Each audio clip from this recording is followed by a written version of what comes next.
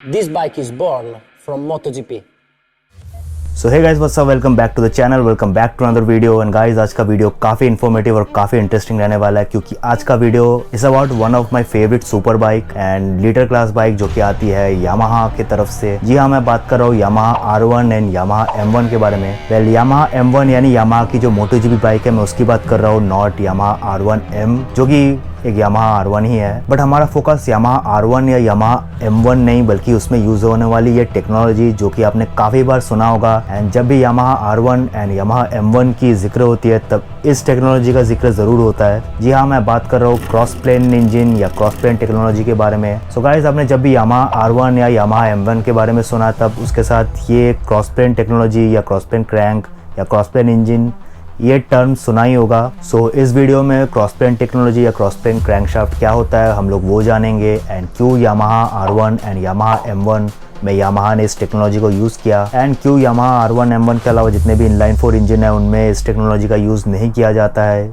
ये भी हम जानेंगे। यानी क्यों ज़्यादातर इनलाइन 4 इंजन में आप लोग को फ्लैट प्लेन इनलाइन 4 देखने को मिलता है। एंड अगर आपको फ्लैट प्लेन क्या होता है, क्रॉस प्लेन क्या होता है समझ में नहीं आया, तो कोई चिंता की ज़रूरत नहीं, क्योंकि इस वीडियो में आपको डिटेल में समझाऊंगा कि फ्लैट प्लेन इनलाइन 4 क्या होता है, क्रॉस प्लेन इनलाइन 4 क्या होता है, and what are the advantages disadvantages of both. बस अभी के लिए इतना जान लो कि जितने भी आपको मैक्सिमम इनलाइन 4 गाड़ी आपके आसपास दिख रही है, they are mostly flat plane. बस Yamaha R1 and Yamaha M1 इकलौती बाइक है जो क्रॉस प्लेन के साथ आती है। एंड ऐसा नहीं है कि ये शुरू से क्रॉस प्लेन में आती है, पहले ये भी फ्लैट प्लेन यानी जो ट्रेडिशनल इनलाइन 4 भी जिसको कहते हैं उसमें आती थी। बट 2009 में जब 6th Gen R1 निकली, तब उसमें यामाहा ने फ्लैट प्लेन की जगह इसको क्रॉस प्लेन कर दिया, which is a technology which is derive from their MotoGP bike यानी कि यामाहा M1, जिसमें 2004 से ये आ रही है। So yes, there was a time जब यामाहा M1 भी फ्लैट प्लेन इंजन में आती थी, बट 2004 में जब वैलेंटिनो रॉसी ने कदम रखा टीम यामाहा में, तभी हमें एक नई इंजन देखने को मिली यामाहा की तरफ से, एक ऐसी टेक्नोलॉजी जो आज के डेट तक यामाहा स्टिल यूज कर रही है। जी हाँ, क्रॉस प्लेन क्रैंकशाफ्ट। सो यामाहा ने इस टेक्नोलॉजी को क्यों यूज किया, ये हम समझेंगे इस वीडियो में। पर उससे पहले अगर आपको नहीं पता एक बेसिक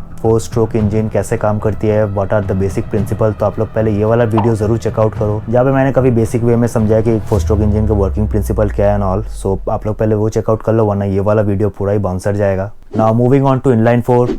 सो गाइस, बेसिकली एक इनलाइन 4 इंजन सबसे ज़्यादा बैलेंस्ड मानी जाती है in terms of power efficiency, in terms of weight, in terms of compactness and in terms of simplicity also. So that's why is the maximum used in most of the cars and bikes. And एक inline 4 engine का structure कुछ ऐसा दिखता है, चारों cylinder एक line में एक साथ। एंड जो इसमें क्रैंकशाफ्ट यूज होती है उसकी स्ट्रक्चर कुछ ऐसी है, बीच में से जो एक मोटा सा रॉड आपको दिख रहा है वो उसको कहते हैं मेन जर्नल, एंड जो छोटे छोटे रॉड ऊपर नीचे करके है उनको कहते हैं क्रैंक पिन्स, जिनमें कनेक्टिंग रॉड कनेक्ट होता है क्रैंकशाफ्ट के साथ। So now this is how a flat plane crankshaft look like. एंड यहाँ पे 2 क्रैंक पिन्स आपको ऊपर की तरफ एंड 2 नीचे की तरफ मिलेंगे, यानी जो दोनों एक्सट्रीम साइड्स के क्रैंक पिन है एंड जो बीच के 2 क्रैंक पिन है उनमें आपको 180 डिग्री का गैप मिलेगा। सो जब ये क्रैंक घूमेगा, 2 साइड वाले क्रैंक पिन अगर ऊपर की तरफ जाएंगे तो बीच वाले नीचे की तरफ जाएंगे, एंड वाइस वर्सा। एंड अगर आप इसका क्रॉस सेक्शन देखो, यानी अगर आप इसका साइड एंगल देखो, तो आपको ये चीज पूरा एक फ्लैट प्लेन की तरह नजर आएगा, इसलिए इसको कहते हैं flat plane crank. But this is not the case with cross plane crankshaft, क्योंकि यहाँ पे सारे जितने भी क्रैंक पिन्स है वो 180 डिग्री नहीं बल्कि एक दूसरे से 90 डिग्री के गैप में रहते हैं। एंड अगर आप इसका क्रॉस सेक्शन देखने जाओगे तो ये आपको एक क्रॉस की तरह दिखाई देगा, जिसके कारण इसको कहते हैं cross plane crankshaft. So guys, हमें ये तो समझ में आ गया कि फ्लैट प्लेन क्रैंकशाफ्ट क्या होता है एंड क्रॉस प्लेन क्रैंकशाफ्ट क्या होता है। सो अभी let's see what are the advantages and disadvantages of both. And इनके एडवांटेज एंड डिसएडवांटेज समझने के लिए हमें सबसे पहले समझना पड़ेगा इंजन बैलेंस को। प्राइमरी इंजन बैलेंस क्या होता है, सेकेंडरी इंजन बैलेंस क्या होता है, हमें वो समझना पड़ेगा पहले। तो गाइस, इंजन बैलेंस का मतलब है कैसे इंजन के अंदर सारे जितने भी फोर्सेस है उनको बैलेंस किया गया है। एंड अगर एक इंजन का बैलेंस सही नहीं रहेगा या इंजन में इम्बैलेंस रहेगा तो उसमें वाइब्रेशन आएगा एंड और भी अदर काफी सारे प्रॉब्लम्स होंगे जो हम इस वीडियो में आगे समझेंगे। तो बेसिकली एक परफेक्ट इंजन वही है जिसके बैलेंस सही हो। एंड बैलेंस में 2 टाइप के बैलेंस आते हैं, primary balance and secondary balance. So guys, अभी सबसे पहले बात करते हैं प्राइमरी बैलेंस के बारे में। सो प्राइमरी बैलेंस यानी प्राइमरी फोर्सेस को बैलेंस रखना। वेल, प्राइमरी फोर्सेस वो फोर्सेस होते हैं जो इंजन के रेसिप्रोकेटिंग मोशन या रेसिप्रोकेटिंग कंपोनेंट से जनरेट होते हैं, जैसे कि एक पिस्टन। एंड रेसिप्रोकेटिंग मतलब जो भी फॉरवर्ड बैकवर्ड ऐसे मूव करता है। एंड एक पिस्टन भी टीडीसी एंड बीडीसी के बीच में कॉन्स्टेंटली मूव करता है। एंड ऑल्सो जो प्राइमरी इम्बैलेंस होता है वो वंस इन अ रेवोल्यूशन होता है, यानी क्रैंकशाफ्ट एक बार घूमता है तो उसमें एक ही बार जनरेट होता है। एंड इंजन में प्राइमरी फोर्स का मेन सोर्स पिस्टन का इनर्शिया ही होता है, जैसे कि मैंने कहा कुछ देर पहले आपको। एंड आपने भी कई बार देखा होगा जो सिंगल सिलेंडर इंजन होता है उनमें भी जो पिस्टन होता है उसके दूसरे ऑपोजिट एंड में एक काउंटर वेट लगा जाता है। एंड काउंटर वेट जो है हमेशा पिस्टन के ऑपोजिट डायरेक्शन में मूव करता है। लाइक जब पिस्टन नीचे आता है तो काउंटर वेट ऊपर जाता है, एंड जब पिस्टन ऊपर जाता है तो काउंटर वेट नीचे की तरफ मूव करता है। सो इससे क्या होता है, जो काउंटर वेट का इनर्शिया है वो पिस्टन के इनर्शिया को कुछ हद तक कैंसिल आउट कर देता है, जिसकी वजह से प्राइमरी फोर्सेस के इम्बैलेंस कम होते हैं एंड वाइब्रेशन थोड़ा सा इस इंजन से रिड्यूस हो जाता है ना। वहीं पे अगर हम अपने फ्लैट प्लेन इनलाइन 4 की प्राइमरी बैलेंस की बात करें तो यहाँ पे आप देख सकते हो कि 2 पिस्टन जब ऊपर जा रहा है तो बाकी 2 नीचे की तरफ जा रहा है, यानी 2 पिस्टन बाकी 2 पिस्टन के ऑपोजिट डायरेक्शन में मूव कर रहा है। एंड अगर हम इन चारों पिस्टन को पिस्टन 1, 2, 3, 4 नाम से डिनोट करें तो आप देख सकते हो जब दोनों एक्सट्रीम साइड के पिस्टन यानी पिस्टन 1 एंड पिस्टन 4 जब ऊपर की तरफ जा रहे हैं तो पिस्टन 3 एंड पिस्टन 2 जो है नीचे की तरफ आ रहे हैं।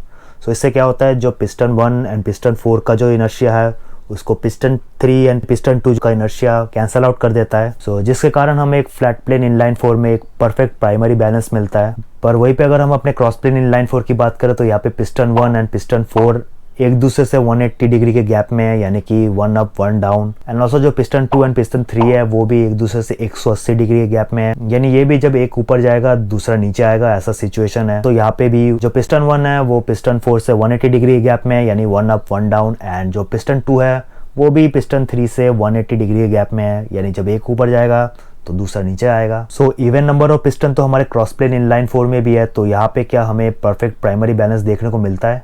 वेल एक्चुअली नॉट, क्योंकि यहाँ पे जो पिस्टन का आपस का रिलेशन एंड उनका जो डिस्टेंस है फ्रॉम इंजन का सेंटर ऑफ मास वो मैटर करता है। एंड इंजन का सेंटर ऑफ मास कहीं ना कहीं पिस्टन 2 एंड पिस्टन 3 के बीचों बीच है। सो गाइस अगर आप अभी क्रॉस प्लेन इनलाइन 4 के पिस्टन्स को ध्यान से देखोगे तो यहाँ पे जो पिस्टन 1 है एंड पिस्टन 4 है they have same mass and also दोनों सेम स्पीड में मूव कर रहे हैं, तो दोनों का एक्सेलरेशन सेम है, मास सेम है, यानी दोनों का जो फोर्स है वो भी सेम है, क्योंकि force is mass time acceleration. But the thing is कि जो दोनों का फोर्स का डायरेक्शन है वो ऑपोजिट है, यानी एक नीचे की तरफ और एक ऊपर की तरफ मूव कर रहा है। एंड ऑल्सो जो इनका लाइन ऑफ एक्शन है वो भी मतलब अलग अलग है, यानी जो दोनों फोर्स है वो इंजन के सेंटर ऑफ ग्रेविटी से अलग अलग दिशाओं में एट ए गिवन डिस्टेंस है, एंड वो भी ऑपोजिट डायरेक्शन में। सो यहाँ पे हमें हमारे क्रॉस प्लेन इंजन में एक चीज देखने को मिलता है जिसका नाम है rocking couple. Well rocking couple का मतलब ये नहीं होता कि 2 कपल रॉक कर रहे हैं, ऐसा कुछ नहीं है, ये अपना फिजिक्स वाला कपल उसकी बात हो रही है यहाँ पे। एंड जिनका साइंस बैकग्राउंड है वो काफी जल्दी रिलेट कर लेंगे टॉर्क क्या होता है, कपल क्या होता है। बट जिनका नहीं भी है उनको चिंता की कोई जरूरत नहीं, क्योंकि मैं काफी बेसिक लेमन टर्म में समझा दूंगा कि होते क्या है एक्चुअली। एंड इस वीडियो में कोई मैथमेटिकल फॉर्मूला वगैरह नहीं बताने वाला हूँ, so just relax. Now forces के केस में जब हम कपल की बात करते हैं तो कपल यानी कि इक्वल एंड ऑपोजिट फोर्स जिनका लाइन ऑफ एक्शन अलग अलग हो। एंड रॉकिंग कपल आप किसी भी ऑब्जेक्ट में जिसमें मास हो उसमें आप देख सकते हो, अगर आप उसमें इक्वल एंड ऑपोजिट फोर्स अलग अलग लाइन ऑफ एक्शन में डालो तो वो ऑब्जेक्ट जो है वो घूमने की कोशिश करेगी, यानी उसमें एक टॉर्क क्रिएट होगा। एंड टॉर्क जिनको नहीं पता उनको बता दूं, जो ट्विस्टिंग फोर्स है उसको कहते हैं लेमन टर्म में, यानी वो फोर्स जो घुमाव क्रिएट करता है, रोटेशन क्रिएट करता है, उसको कहते हैं torque. So coming back to our cross plane inline 4। So guys यहाँ पे आप देख सकते हो जो हमारा पिस्टन 1 है एंड पिस्टन 4 है वो equal and opposite force apply तो कर रहे हैं, पर जो इंजन का सेंटर ऑफ ग्रेविटी है उससे जो है अलग अलग डिस्टेंस में एंड ऑपोजिट डायरेक्शन में अप्लाई कर रहे हैं। तो जिसके कारण एक यहाँ पे रॉकिंग कपल क्रिएट हो रहा है, यानी इंजन के सेंटर में एक टॉर्क क्रिएट हो रहा है जो इंजन को घुमाने का, जो इंजन को फ्लिप करने का, यानी कि इंजन को पलटने का कोशिश कर रहा है यहाँ पे। वैसे ये फोर्स उतना ज्यादा तो नहीं है कि इंजन को पलट दे, पर इसके कारण क्या हो रहा है, वाइब्रेशंस क्रिएट हो रहा है, which is not good actually. And ऐसा ही सेम जो पिस्टन 3 एंड पिस्टन 2 है इनके बीच भी हो रहा है, बट क्योंकि इनका डिस्टेंस जो है वो इंजन के सेंटर से ज्यादा नहीं है एंड आपस में भी उतना ज्यादा नहीं है, तो इसलिए इनका जो रॉकिंग कपल है वो थोड़ा सा कम है। But ultimately the thing is कि जो प्राइमरी बैलेंस है वो एक क्रॉस प्लेन इंजन का उतना अच्छा नहीं है compared to a flat plane engine, and a cross plane engine primary balance lack करती है एक्चुअली। नाउ प्राइमरी वाइब्रेशन का स्पीड एंड क्रैंक का स्पीड जो है सेम होता है। सो प्राइमरी वाइब्रेशन को हटाने के लिए यामाहा अपने R1 में बैलेंसिंग शाफ्ट का यूज करती है जो कि सेम स्पीड में घूमती है जिस स्पीड में क्रैंक शाफ्ट घूमती है। एंड क्योंकि जो बैलेंसिंग शाफ्ट है एंड जो क्रैंक शाफ्ट है दोनों सेम स्पीड में घूमती है, तो बैलेंसिंग शाफ्ट जो है वो क्रैंक शाफ्ट का जो प्राइमरी वाइब्रेशन है जो पर रोटेशन एक बार क्रिएट होता है उसको कुछ हद तक रिड्यूस कर देता है। So that's how Yamaha R1 reduce primary vibration. But now the thing is कि जो बैलेंसिंग शाफ्ट है वो पावर अल्टीमेटली क्रैंक शाफ्ट से ही रह रही है, तो यहाँ पे हमें एक पावर लॉस देखने को मिल रहा है। एंड ऑल्सो क्योंकि हम बैलेंसिंग शाफ्ट ऐड कर रहे हैं तो यहाँ पे हम एक एक्स्ट्रा वेट भी ऐड ऑन कर रहे हैं प्लस एक एक्स्ट्रा कॉस्ट भी ऐड ऑन कर रहे हैं। तो अब तक इट सीम्स कि जो फ्लैट प्लेन इंजन है वो बेटर है compare to cross plane engine. But now the thing is कि सिर्फ प्राइमरी बैलेंस देख के इस चीज़ को जज करना काफ़ी जल्दी हो जाएगा। सो अभी चलते हैं हमारे अगले टॉपिक में, जो कि है सेकेंडरी बैलेंस। सो गाइस पहले तो हम एक फैक्ट जान लेते हैं, जो पिस्टन है वो top 180 degree of crank rotation में ज़्यादा डिस्टेंस कवर करता है compare to the lower 180 degree. यानी अगर एक पिस्टन टीडीसी से बीडीसी में आ रहा है एंड क्रैंक जो है वो 0 डिग्री से घूमना स्टार्ट किया है, तो जब वो 90 डिग्री में है तब पिस्टन जो है वो टोटल जो स्ट्रोक है उसका आधा नहीं बल्कि आधा से थोड़ा ज़्यादा कवर करेगा। एंड उसके बाद जो निचला 90 डिग्री है उसमें जो है डिस्टेंस थोड़ा कम कवर करता है वो। एंड दिस इज बिकॉज जो कनेक्टिंग रॉड है उसका जो पाथ है वो काफ़ी कॉम्प्लेक्स है। यानी जो कनेक्टिंग रॉड है वो टीडीसी एंड बीडीसी में एकदम सीधा रहता है, पर अगर आप देखोगे जब मिड स्ट्रोक में रहता है तब एकदम एंगल में रहता है। सो अब जो पिस्टन है उसका मास जो है कांस्टेंट है, पर यहाँ पे piston constantly accelerate and decelerate कर रहा है। तो यहाँ पे हमें एक एक्सेलरेशन का डिफरेंस देखने को मिल रहा है, जिसके वजह से एक फोर्स में डिफरेंस देखने को मिल रहा है। एंड ये जो फोर्स का डिफरेंस है इसके वजह से क्रिएट हो रहा है सेकेंडरी इम्बैलेंस। सो जब एक पिस्टन टीडीसी में हो और दूसरा बीडीसी में हो तो उनके बीच में जो फोर्स का डिफरेंस है वो सबसे ज्यादा रहता है। तो इसलिए एक ही टाइम में अगर दो पिस्टन एक टीडीसी में एक बीडीसी में है तो उनके फोर्स डिफरेंस की वजह से जो सेकेंडरी इम्बैलेंस क्रिएट हो रहा है वो काफी ज्यादा रहता है। एंड हमारे फ्लैट प्लेन इनलाइन 4 इंजन में सिर्फ 2 नहीं बल्कि 4 के 4 पिस्टन जो है सेकेंडरी इम्बैलेंस में कंट्रीब्यूट कर रहे हैं, क्योंकि यहाँ पे दोनों पेयर ऑफ पिस्टन एक साथ टीडीसी एंड बीडीसी को हिट कर रहे हैं। तो यहाँ पे जो सेकेंडरी इम्बैलेंस सबसे ज्यादा हमें देखने को मिलता है। पर वहीं पे अगर हमारे क्रॉस प्लेन इंजन की बात करें तो वहाँ पे एट अ टाइम सिर्फ 2 ही पिस्टन एक टीडीसी में और एक बीडीसी में रहता है। एंड बाकी जो दोनों पिस्टन है वो मिड स्ट्रोक में रहते हैं, जिसके कारण हमें जो सेकेंडरी इम्बैलेंस है वो क्रॉस प्लेन इंजन में काफी बेहतर देखने को मिलता है। नाउ अभी क्रॉस प्लेन इंजन के लिए गुड न्यूज ये है कि जो सेकेंडरी इम्बैलेंस का वाइब्रेशन है वो ट्वाइस क्रिएट होता है पर क्रैंक रोटेशन में, एंड जो प्राइमरी वाइब्रेशन है वो वंस यानी एक ही बार क्रिएट होता है। बट द बैड थिंग इसका जो मैग्नीट्यूड है वो प्राइमरी इम्बैलेंस का काफी ज्यादा होता है, बिकॉज वो जो है अनबैलेंस मास के वजह से होता है। एंड जो सेकेंडरी इम्बैलेंस है उसका मैग्नीट्यूड काफी कम होता है एंड काफी नेग्लिजिबल होता है actually. Like most of the inline 4 engine जो फ्लैट प्लेन क्रैंक के साथ आती है वो कोई काउंटर बैलेंसर वगैरह का यूज करती भी नहीं है सेकेंडरी इम्बैलेंस को काउंटर करने के लिए। They keep it as it is because it's that negligible. So ultimately देखा जाए तो इंजन बैलेंस के हिसाब से जो फ्लैट प्लेन इंजन है वो काफी बेटर थी compare to cross plane engine. So why Yamaha brought this cross plane engine into the picture? Like seriously क्या जरूरत थी इसकी? Like you are not getting a good primary balance, आपको balancing shaft add करना पड़ रहा है या जिसके कारण जो पावर है वो ड्रॉप हो रही है, एक एक्स्ट्रा वेट पुट ऑन हो रहा है एंड ऑल्सो एक एडिशनल कॉस्ट भी एड ऑन हो रहा है। सो क्यों यामाहा ने आउट ऑफ नोवेयर ये डिसीजन लिया? सो ये समझने के लिए अभी हम समझेंगे फायरिंग पैटर्न या uneven firing pattern of a cross plane engine, which was the main reason जिसके वजह से क्रॉस प्लेन इनलाइन 4 पिक्चर में आई। एंड वो कैसे अभी हम समझेंगे। सो बेसिकली गाइस हमें मालूम है कि जो 4 स्ट्रोक इंजन होती है उसमें एक पिस्टन 4 बार टीडीसी टू बीडीसी के बीच में मूव करती है, तब जाके कंबशन साइकिल कंप्लीट होता है, यानी 720 degree for a complete combustion cycle. So coming back to firing order. So guys जो हमारा फ्लैट प्लेन इनलाइन 4 इंजन होती है उसकी जो फायरिंग ऑर्डर है वो काफी सिमेट्रिकल होती है, यानी हर 180 डिग्री बाद किसी ना किसी सिलेंडर में पावर स्ट्रोक लगती है। एंड अगर मैं क्रैंक को 0 डिग्री से स्टार्ट करूं तो जो पहला पावर स्ट्रोक लगेगा वो 180, देन 360, देन 540, देन लास्ट लगेगा 720 डिग्री में, which is end of cycle, यानी जिसको आप वापस 0 डिग्री भी कंसीडर कर सकते हो in case of 4 stroke engine, क्योंकि जितने भी सिलेंडर थे वो वापस उसी स्टेट में आ गए जहाँ पे उन्होंने स्टार्ट किया था। So yes there is this complete symmetrical thing going on and on and on. But जो क्रॉस प्लेन इंजन है उसके केस में ऐसा नहीं है। So just a quick recap guys, जो हमारे 4 स्ट्रोक इंजन के 4 स्ट्रोक रहते हैं they are intake, compression, power and exhaust, जिनमें हम सिर्फ पावर स्ट्रोक में सिलेंडर फायर करते हैं। एंड ऑल्सो रिमेंबर जो हमारा इनलाइन 4 क्रॉस प्लेन इंजन है वहाँ पे पिस्टन 4 एंड पिस्टन 1 के बीच में 180 डिग्री का गैप है, यानी जब एक टीडीसी में रहेगा तो दूसरा बीडीसी में रहेगा। And same goes for 2 and 3। And also जो 2 एंड 3 है एंड जो 1 एंड 4 है ये दोनों पेयर जो आपस में 90 डिग्री के गैप में है, यानी जब पिस्टन 1 एंड पिस्टन 4 एक टीडीसी में एक बीडीसी में रहेगा तो पिस्टन 2 एंड पिस्टन 3 दोनों जो मिड स्ट्रोक रहेंगे। सो अभी देखते हैं एट अ टाइम एक क्रॉस प्लेन इंजन में हो क्या रहा है। So let's start from here. So guys यहाँ पे जो सिलेंडर 2 है वहाँ पे पिस्टन जो है टीडीसी में है, तो यहाँ पे जो है पावर स्ट्रोक लगने वाला है। एंड जो सिलेंडर 3 है वहाँ पे पिस्टन जो है बीडीसी में है, यानी कि वहाँ पे कंप्रेशन स्ट्रोक लगने वाला है। सो यहाँ से अभी हम अगर 180 डिग्री क्रैंक को और घुमाए तो हमें ये मिलता है। सो 180 डिग्री रोटेशन के बाद पिस्टन 3 अभी टीडीसी में है, यानी कि उसमें लगेगा पावर स्ट्रोक। एंड जो पिस्टन 1 है उसमें अभी लगने वाला है compression stroke. But the thing is की जो पिस्टन 1 एंड पिस्टन 3 है दोनों के बीच में जो गैप है यानी जो एंगल है वो 90 डिग्री का है। तो अभी अगर पिस्टन 3 टीडीसी में है तो पिस्टन 1 जो है वो मिड स्ट्रोक में है, यानी कि जो है कंप्रेशन स्ट्रोक के बीच में है। सो अभी इसको TDC तक पहुंचने के लिए और 90 डिग्री चाहिए बस। सो अभी इसको और 90 डिग्री घुमाते हैं तो हमें मिलता है ये। सो अभी पिस्टन 1 में लगेगा पावर स्ट्रोक, पिस्टन 3 अभी पावर स्ट्रोक के बीच में है क्योंकि पिस्टन 1 अभी TDC में है, एंड क्योंकि 1 TDC में है तो इसका मतलब ये होता है कि जो 4 है वो BDC में है, यानी कंप्रेशन स्ट्रोक के स्टार्टिंग में है। सो इसको अभी पावर स्ट्रोक के लिए चाहिए और 180 डिग्री। सो क्योंकि अभी अगला पावर स्ट्रोक 4 में लगने वाला है तो अभी हम लोग इसको और 180 डिग्री घुमाते हैं। सो आफ्टर 180 डिग्री सिलेंडर 4 में लगेगा पावर स्ट्रोक। सो इस तरह से पहले 2 देन 3 देन 1 देन 4 ऐसे करके हमने चारों जो सिलेंडर है उनको फायर कर दिया है, यानी जो साइकिल है उसको वापस स्टार्ट करने के लिए हमें वापस से सिलेंडर 2 को फायर करना पड़ेगा। But now the problem is कि जो सिलेंडर 2 है वो अभी इनटेक स्ट्रोक में है, एंड जो बाकी जितने भी सिलेंडर है कोई भी कंप्रेशन स्ट्रोक में नहीं है अभी। सो सिलेंडर 4 अभी पावर स्ट्रोक शुरू करने वाला है एंड सिलेंडर 2 अभी इनटेक स्ट्रोक के बीच में है, मतलब सिलेंडर 2 का इनटेक स्ट्रोक खत्म करने के लिए हमें और 90 डिग्री घुमाना पड़ेगा, एंड उसके बाद और 180 डिग्री घूमने के बाद सिलेंडर 2 का कंप्रेशन स्ट्रोक खत्म होगा, तब जाके पावर स्ट्रोक लगेगा उसमें। सो कुल मिला के बात ये है कि सिलेंडर 4 के बाद हमें सिलेंडर 2 को फायर करने के लिए टोटल 270 डिग्री लगे। And finally guys we are back to where we started, and ये था एक 4 स्ट्रोक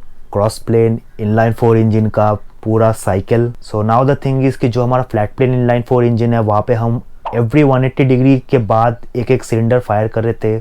वहीं पे अगर हम अपने क्रॉस प्लेन इनलाइन 4 की फायरिंग पैटर्न देखें तो वो कुछ इस तरह दिख रहा है। पहला 180 देन 90 देन अगेन 180 डिग्री बाद, देन जो लास्ट सिलेंडर हमने फायर किया वो 270 डिग्री बाद है। सो जो फायरिंग पैटर्न है वो उतनी इवन नहीं है, एंड क्योंकि दोनों के फायरिंग पैटर्न अलग है तो दोनों के साउंड भी अलग है। एक फ्लैट प्लेन इनलाइन 4 इंजन को हम लोग एक स्क्रीमर कहते हैं बिकॉज ऑफ इस इवन फायरिंग इंटरवल, तो वहीं पे जो R1 है उसकी साउंड थोड़ी ग्राउलिंग है because of the gap in firing. And now the question is Yamaha ने एक फ्लैट प्लेन इंजन के perfect primary balance, smoothness, simplicity, power, इन सब को कुर्बान की तो की क्यों? Like just because of a different sound track या फिर just because of better secondary balance जो कि उतना इंपॉर्टेंट नहीं है compare to primary balance. Well कभी कभार कुछ चीज़ें जो दिखने में डिसएडवांटेज होती है वो एक्चुअली एडवांटेज बन सकती है, एंड अगर वो एडवांटेज आपको रेस जिता सकती है तो उससे ज़्यादा इंपॉर्टेंट और क्या हो सकता है। वेल 1992 में जब MotoGP 2 स्ट्रोक की हुआ करती थी तब होंडा ने भी कुछ ऐसा सिमिलर टैक्टिक यूज किया था। सो होंडा की जो NSR 500 है वो इस सीजन नजर आई थी एक न्यू फायरिंग पैटर्न के साथ, यानी जो NSR 500 V4 पहले एक स्क्रीमर हुआ करती थी, अभी उसका जो फायरिंग पैटर्न है उसको थोड़ा अनइवन कर दिया गया था। सो पहले होंडा NSR 500 का फायरिंग पैटर्न कुछ ऐसा था,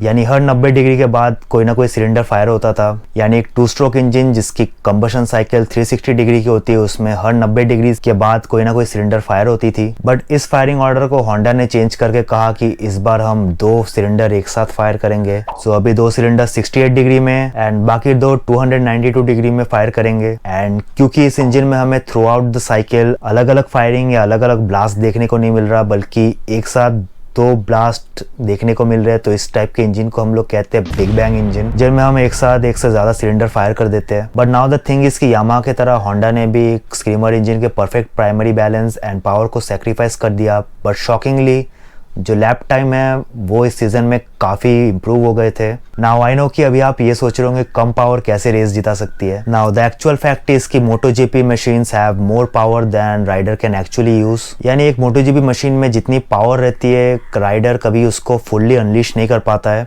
और ये जो एक्सेस पावर है हमें कॉर्नर एग्जिट्स में काफी बार देखने को मिलता है जहाँ पे थ्रॉटल ओपन करते वक्त राइडर को काफी केयरफुल रहना पड़ता है, क्योंकि अगर थोड़ा सा भी ज्यादा पावर व्हील तक गया तो फिर वहाँ पे स्लाइड लग सकती है, ट्रैक्शन लूज हो सकती है, हाई साइड लग सकती है, एंड राइडर में end up into some accident. So now जो राइडर है उसको सेफली कॉर्नर से एग्जिट लेना है तो he need to slow down, but now the thing is कि after all this is a race तो he need to be fast as well.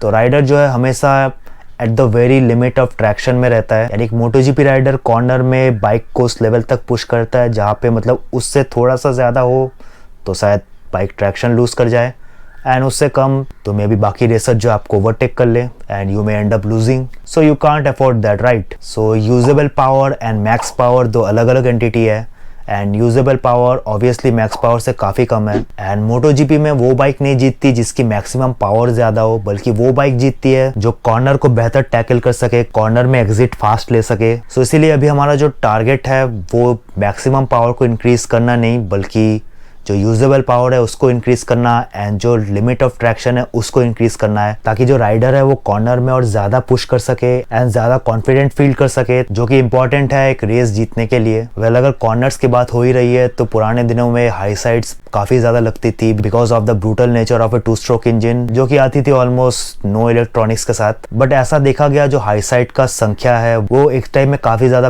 Peak कर रहा था, यानी काफी ज्यादा बढ़ गया था। सो सबसे ज्यादा हाई साइड जो है तब देखने को मिली जब MotoGP बाइक्स बायस प्लाई टायर से रेडियल प्लाई टायर की तरफ शिफ्ट हो रहा था। वेल वैसे तो एक रेडियल टायर में आपको ग्रिप काफी बेहतर मिलता है and also it allows you to go faster, but radial tyre का एक डिसएडवांटेज है। सो गाइस जो ग्रिप है that's not a constant entity and जो बायस प्लाई टायर है उसका जो ट्रांजिशन है वो काफी ग्रेजुअल एंड काफी स्लो है, जिसके कारण जो राइडर है उसको आराम से पता चल जाता है लेवल ऑफ ट्रैक्शन का कि कब उसकी बाइक ट्रैक्शन छोड़ रही है, कब स्किट हो सकती है। So that's a good thing about a bias ply tyre. But ऐसा जो है रेडियल टायर्स के लिए नहीं है। रेडियल टायर्स जो है ऑब्वियसली ग्रिप जो है काफी बेहतर करती है एक बायस प्लाई टायर से एंड जब पावर पल्सेस आता है तो एकदम अच्छे से रोड को जब पकड़ लेती है।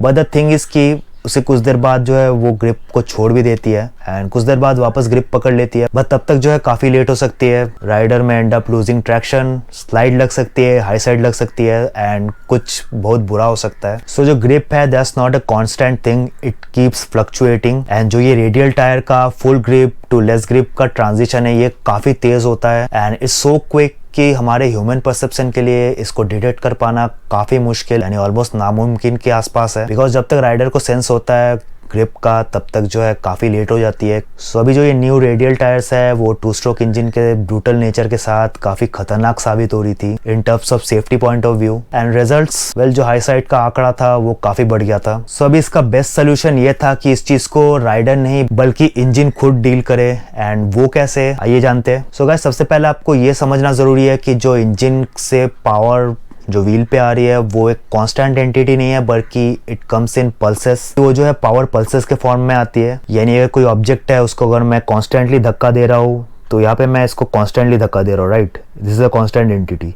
बट अगर मैं उसको ऐसे धक्का दे रहा हूँ फिर वापस धक्का दे रहा हूँ फिर वापस धक्का दे रहा हूँ तो यहाँ पे जो मैं फोर्स अप्लाई कर रहा हूँ ये पल्स में अप्लाई कर रहा हूँ, यानी एक बार दे रहा हूँ एक बार नहीं दे रहा हूँ, एक बार दे रहा हूँ एक बार नहीं दे रहा हूँ। सो कुछ ऐसा ही केस है हमारे इंजन के साथ भी। लाइक अगर हम हमारे कंबशन इंजन की बात करें तो वहाँ पे जब हम लोग पावर स्ट्रोक लगाते हैं तभी जो है एक एक पावर पल्स आपके व्हील तक पहुंचता है। सो इसीलिए 1992 में होंडा ने जो है इस चीज को मैनिपुलेट करने का कोशिश किया ताकि जो होंडा की NSR 500 है वो कॉर्नर्स में और तेज एक्सिट ले सके बिना ट्रैक्शन लूज किए, क्योंकि जो दो पावर पल्स के बीच का गैप है ये काफी इंपॉर्टेंट है टायर को वापस रिकवर करने के लिए एंड रिग्रिप करने के लिए। सो इस चीज को कहते हैं recovery gap which is very important for the tyres. Now एक स्क्रीमर इंजन में पावर पल्स जो व्हील तक आ रही है वो कुछ ऐसी दिखती है। सो क्योंकि एक स्क्रीमर इंजन में पावर पल्सेस के बीच में गैप काफी कम रहता है because at A even interval हमेशा पावर पल्स जो है जनरेट होते ही रहते हैं। सो इनको जो है कॉर्नर एग्जिट्स में तेज ले जाना थोड़ा रिस्की रह सकता है क्योंकि you may and up losing traction because high chances रहते हैं कि टायर रिकवर ना करे उतने में जो अगला पावर पल्स आ जाए एंड बाइक का जो ट्रैक्शन है वो लूज हो जाए। एंड जब ट्रैक्शन लूज होना स्टार्ट होता है तब भी at this very as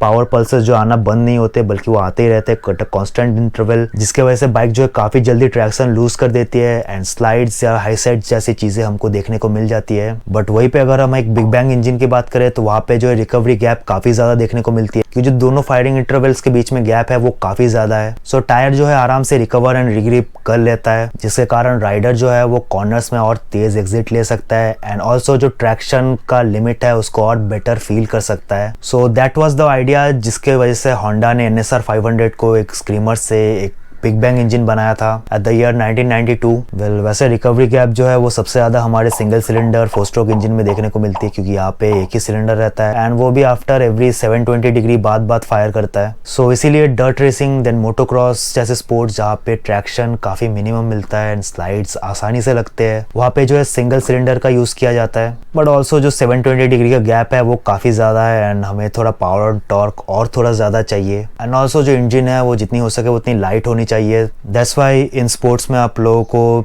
single cylinder to stroke engine देखने को मिलती है जिनमें हर 360 डिग्री बाद एक पावर पल्स जनरेट होता है and also you are getting the brutal fun of two stroke engine as well. So coming back to cross plane engine guys, well एक क्रॉस प्लेन इनलाइन 4 इंजन एक big bang engine तो नहीं है, पर इसको बनाने का मकसद भी वही था जो एक बिग बैंग इंजन के बनाने के पीछे था। एक स्क्रीमर इंजन हर 180 डिग्री बाद एक पावर पल्स जनरेट करती है, पर वही पे जैसे कि हमने देखा हमारी क्रॉस प्लेन इंजन जो है उसकी जो फायरिंग इंटरवल है वो थोड़ी अनइवन है एंड एट अ पॉइंट आपको एक 270 डिग्री का गैप देखने को मिल रहा है जो कि काफी इंपॉर्टेंट है टायर को रिकवर करने के लिए एंड रिग्रिप करने के लिए। सो बिग बैंग इंजन की तरह यामाहा का भी यही गोल था कि राइडर को जो है ट्रैक्शन लेवल बेहतर फील हो एंड कॉर्नर्स में जो है और तेजी से एग्जिट ले सके। सो जो मेन एम है वो पावर रिड्यूस करना नहीं बल्कि जो दो पावर पल्स है उनके बीच में एक गैप क्रिएट करना था। दैट्स वाई हमें ये डिफरेंट फायरिंग पैटर्न देखने को मिला। नाउ अभी आई नो कि आप सोच रहे होगे कि अगर फायरिंग ऑर्डर ही प्रॉब्लम था तो हम ये चीज फ्लैट प्लेन इंजन के साथ भी कर सकते थे, राइट? हमें पता है एक फ्लैट प्लेन इनलाइन 4 इंजन हर 180 डिग्री क्रैंकशाफ्ट रोटेशन के बाद एक एक पावर पल्स जनरेट करती है एंड ऑलवेज दो पिस्टन जो है एक साथ टीडीसी एंड बीडीसी में रहते हैं। सो व्हाट इफ अगर हम अलग अलग के जगह एक साथ दो पिस्टन फायर कर दें? वेल ये भी ठीक है एंड अगर आपने ध्यान से नोटिस किया होगा तो ये कुछ बिग बैंग इंजन जैसा साउंड कर रहा है क्योंकि ये है भी।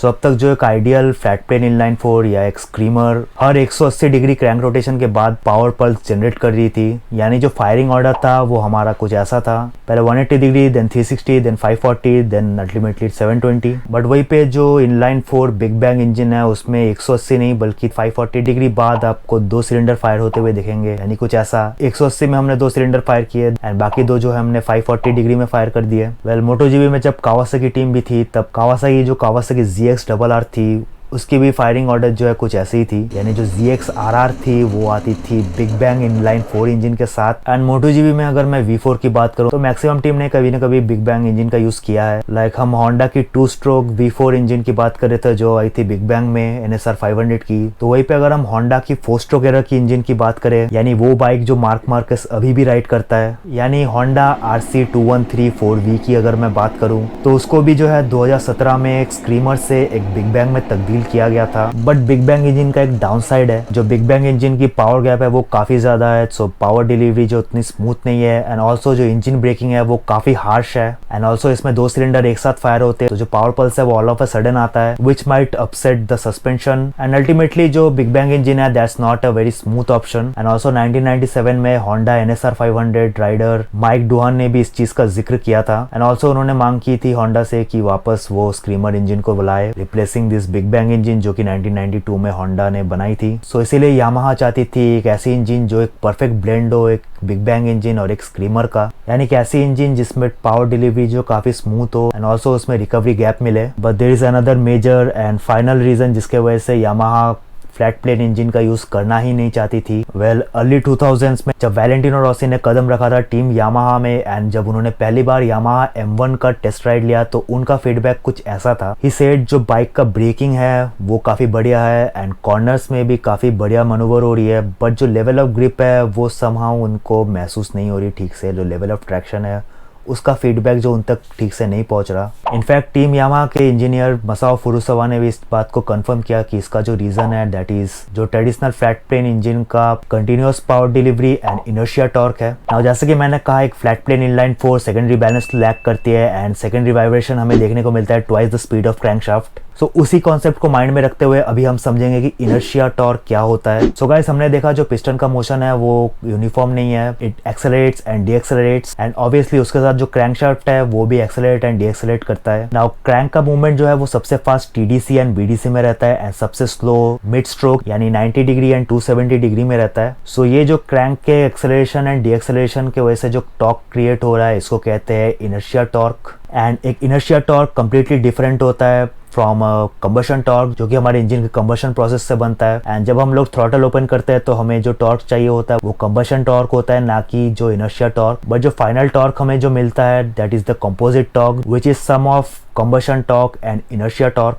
वैसे तो इनर्शिया फोर्सेस है, इनर्शिया टॉर्क का मैग्नीट्यूड काफी कम होता है एंड हमारे जो नॉर्मल रोड मोटरसाइकिल्स है उनमें इससे उतना कुछ ज्यादा तकलीफ महसूस नहीं होती। बट द थिंग इज कि जो इनर्शिया टॉर्क है वो आरपीएम के साथ काफी स्टीपली इंक्रीज होता है जिसके कारण हमें लीनियर थ्रॉटल रिस्पॉन्स नहीं मिलता जो कि काफी इंपॉर्टेंट होता है। एंड अगर वही पे ट्रैक की बात करें तो हायर आरपीएम्स में जो इनर्शिया टॉर्क है वो इतनी ज्यादा होती है कि उसकी जो वाइब्रेशन है वो जो पावर पल्स से आने वाली वाइब्रेशन को ओवर पावर कर देती है जिसके कारण जो ग्रिप है, जो लिमिट ऑफ ट्रैक्शन है उसका फीडबैक राइडर तक उतना अच्छे से नहीं पहुंच पाता. So this is another factor then the fluctuating nature of radial tyres, कि क्यों राइडर को एक फ्लैट प्लेन इनलाइन 4 इंजन में कॉर्नर्स में उतना कॉन्फिडेंट फील नहीं होता, जिसके कारण Furusawa came with the idea of cross plane crankshaft. Now क्योंकि एक फ्लैट प्लेन इनलाइन 4 इंजन में चारों पिस्टन जो है एक साथ टीडीसी या बीडीसी में रहते हैं एंड ऑल्सो एक साथ मिड स्ट्रोक में रहते हैं. सो इसीलिए जो चारों पिस्टन है वो एक साथ एक्सेलरेट करते हैं, एक साथ डीएक्सेलरेट करते हैं. सो इसके कारण जो चारों पिस्टन है वो एक दूसरे के इनर्शिया टॉर्क को कैंसिल आउट करने के वजह और बढ़ावा देते हैं.